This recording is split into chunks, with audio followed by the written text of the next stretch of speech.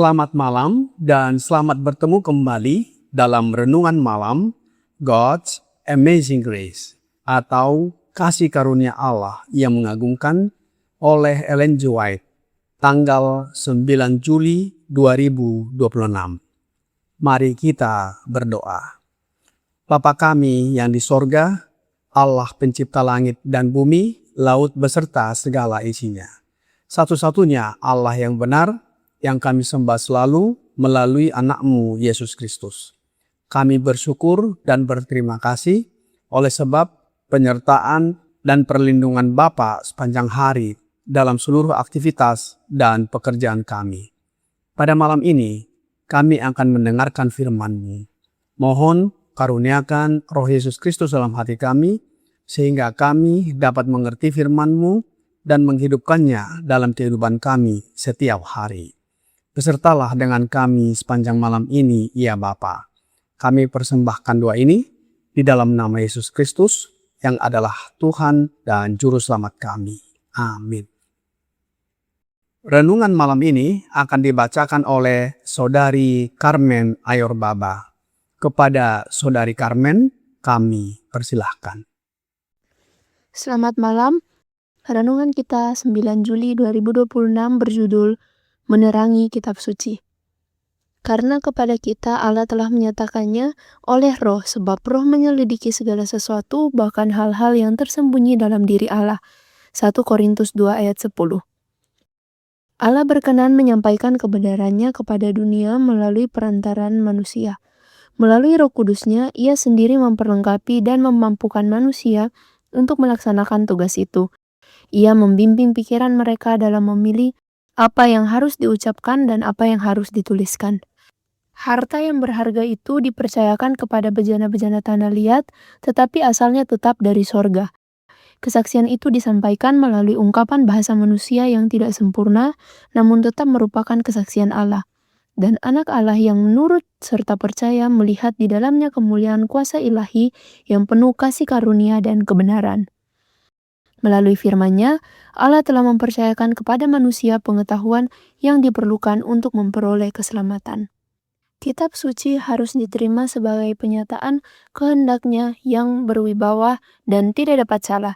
Kitab suci adalah standar tabiat, penyataan ajaran, dan batu ujian pengalaman rohani.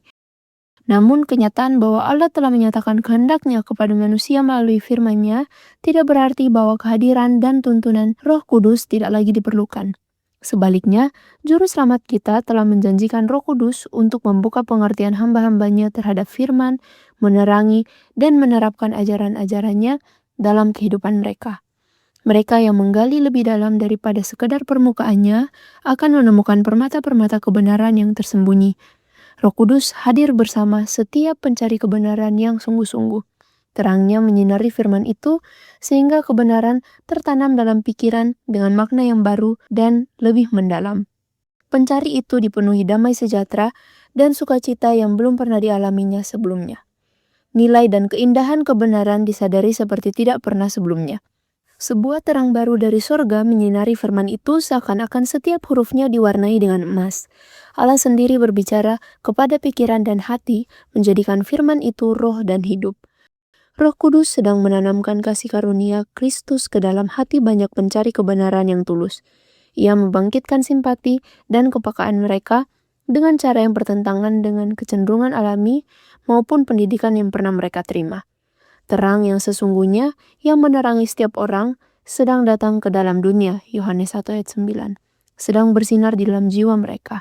Dan apabila terang itu diindahkan, terang itu akan menuntun langkah mereka menuju kerajaan Allah.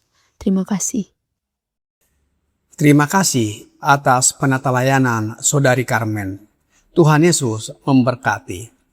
Saudara-saudari dalam Yesus Kristus, banyak orang mempertanyakan bagaimana Alkitab atau kitab suci dapat menjadi firman Allah, padahal ditulis oleh manusia. Roh Nubuat di dalam letter 206, 1906, paragraf 9 berkata, Allah berkenan menyampaikan kebenarannya kepada dunia melalui perantaraan manusia. Melalui Roh Kudus-Nya, Ia sendiri memperlengkapi dan memampukan mereka untuk melaksanakan tugas itu. Ia membimbing pikiran mereka dalam memilih apa yang harus diucapkan dan apa yang harus dituliskan. Allah memilih manusia sebagai alat untuk menulis firman-Nya. Sementara Roh Kudus membimbing pikiran dan mengilhami mereka. Walaupun Alkitab ditulis oleh banyak penulis selama berabad-abad, Roh Kudus adalah pengarang agung yang mengarahkan setiap pesan yang disampaikan. Kita sudah pelajari dan pahami bahwa Roh Kudus adalah Roh Yesus Kristus yang dikaruniakan Allah Bapa kepadanya tanpa batas. Jadi, Alkitab atau kitab suci adalah penyataan Allah yang diilhamkan oleh Roh Kudus kepada umat manusia. Di dalamnya dinyatakan tabiat atau karakternya, rencana keselamatannya, serta kehendaknya bagi setiap orang yang percaya. Alkitab tidak dapat dipahami sepenuhnya hanya dengan hikmat manusia, tetapi oleh penerangan Roh Kudus yang juga menerangi setiap orang yang dengan rendah hati mencari kebenaran. Oleh sebab itu, Rasul Paulus di dalam 2 Timotius 3 ayat 16 dan 17 berkata, segala tulisan yang diilhamkan Allah memang bermanfaat untuk mengajar, untuk menyatakan kesalahan, untuk memperbaiki kelakuan, dan untuk mendidik orang dalam kebenaran. Dengan demikian, tiap-tiap manusia kepunyaan Allah diperlengkapi untuk setiap perbuatan baik. Seluruh kitab suci diilhamkan Allah dan berguna untuk mengajar, menyatakan kesalahan, memperbaiki kelakuan, serta mendidik orang dalam kebenaran. Firman Allah diperlengkapi dengan kuasa untuk membentuk tabiat dan mempersiapkan umatnya bagi setiap pekerjaan yang baik.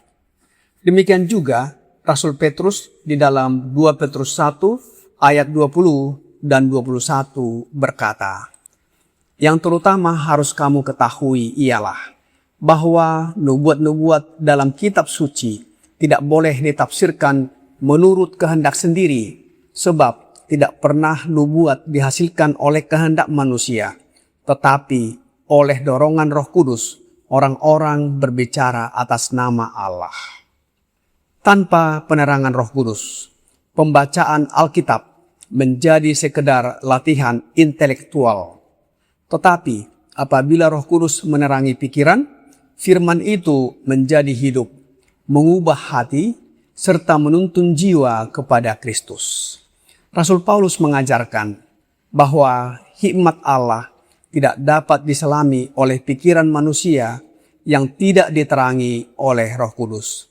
Oleh sebab itu, setiap kali kita membaca Alkitab atau kitab suci, hendaknya kita datang dengan doa yang sungguh-sungguh, memohon agar Roh Kudus membuka mata pengertian kita.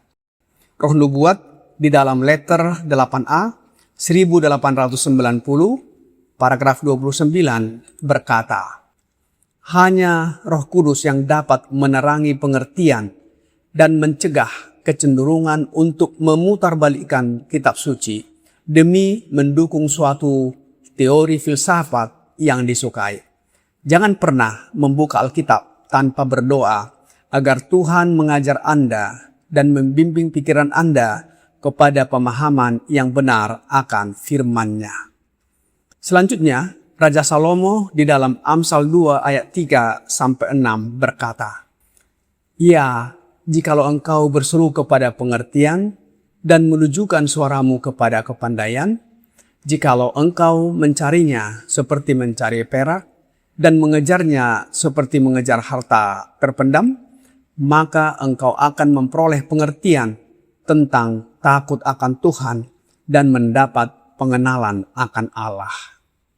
Raja Salomo mengajarkan bahwa hikmat diperoleh oleh mereka yang mencarinya, seperti mencari perak dan harta yang terpendam. Roh Kudus memimpin orang yang rendah hati untuk menemukan mutiara-mutiara kebenaran yang sebelumnya tersembunyi dari pandangannya. Semakin dalam seseorang menggali Alkitab atau kitab suci, firman Allah, semakin nyata keindahan kasih karunia Kristus dan semakin besar sukacita yang memenuhi jiwanya. Firman Allah bukan sekedar kumpulan ajaran, melainkan kuasa yang hidup untuk mengubahkan kehidupan. Ayah Raja Salomo menyatakan bahwa firman Tuhan adalah pelita bagi kaki dan terang bagi jalan orang percaya. Firman itu memberikan petunjuk yang aman di tengah dunia yang penuh kegelapan. Mazmur 119 ayat 105. Rasul Paulus di dalam Ibrani 4 ayat 12 berkata, sebab firman Allah hidup dan kuat dan lebih tajam daripada pedang bermata dua manapun. Ia menusuk amat dalam sampai memisahkan jiwa dan roh, sendi-sendi dan sumsum. Ia sanggup membedakan pertimbangan dan pikiran hati kita.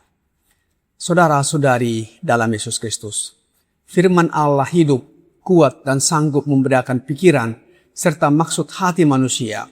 Ketika Roh Kudus menerapkan firman itu ke dalam hati kita, dosa dinyatakan, iman diteguhkan, dan tabiat diubahkan semakin menyerupai Kristus. Tujuan tertinggi dari penerangan Roh Kudus bukanlah sekedar menambah pengetahuan, melainkan membawa setiap jiwa kepada hubungan yang semakin erat dengan Juru Selamat. Oleh karena itu, Rasul Paulus menasihatkan di dalam Roma 18 ayat 14 berkata, semua orang yang dipimpin Roh Allah adalah anak Allah. Saudara-saudari dalam Yesus Kristus, Roh Kudus menuntun orang percaya kepada kehidupan yang penuh penurutan, kesucian dan keserupaan dengan Kristus, sambil mempersiapkan mereka bagi kerajaan Allah yang kekal. Roh yang mengilhami para nabi dan rasul untuk menuliskan firman Allah adalah roh yang sama yang kini menerangi hati setiap orang yang dengan rendah hati mempelajari Alkitab. Tanpa pekerjaannya, kitab suci hanya menjadi rangkaian kata-kata, tetapi melalui penerangannya, firman itu menjadi hidup, penuh kuasa dan sanggup mengubah kehidupan. Karena itu, marilah kita membuka Alkitab dengan doa, kerendahan hati, dan kerinduan untuk menuruti kehendak Allah.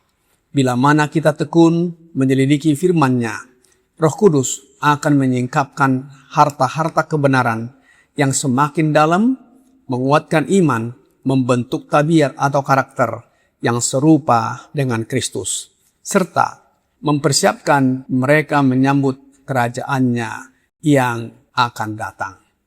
Kiranya pekabaran malam ini membawa pembaharuan dan sukacita bagi kita. Tuhan Yesus memberkati. Mari kita berdoa. Bapa kami yang di sorga, terima kasih atas firman-Mu yang sangat menguatkan.